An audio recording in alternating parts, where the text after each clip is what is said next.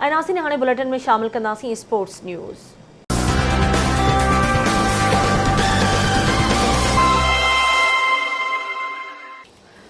अस्सलाम वालेकुम नासिन, आवां हाँ संझा सैयद। रांदियुनि जी ख़बरुनि में भलीकार अवां खे ॿुधाईंदा हलूं त क़ौमी क्रिकेट स्क्वाड जे समूरनि चोटी मेंबर्स जी कोरोना टेस्ट बि नाकारी अची वई।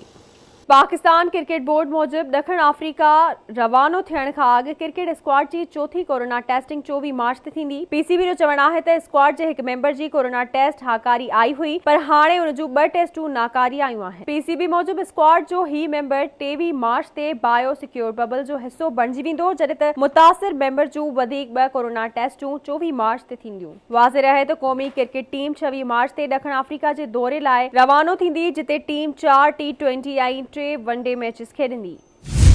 ॿिए पासे ॿुधाईंदा हलूं त क्रिकेटर शर्जील खान फिटनेस ते भरपूर कमु शुरू करे छॾियो आहे ऐं हू क़ज़ाफ़ी स्टेडियम लाहौर में अकेलो रनिंग कंदो रहियो।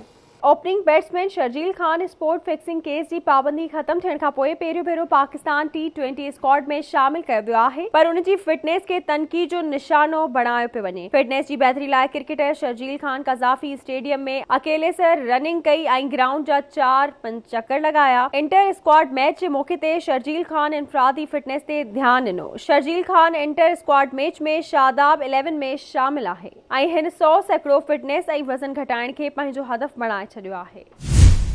अॻिते वधंदे ॿुधाईंदा हलूं त मटियारी में अल हाशमी क्रिकेट ग्राउंड ते क्रिकेट टूर्नामेंट करायो वियो। टूर्नामेंट में 7 टीमुनि हिसो वरितो। टूर्नामेंट जो फाइनल क्वेटा ग्लेडिएटर्स ऐं लाहौर कलंदर जी टीम विच में खेॾियो वियो।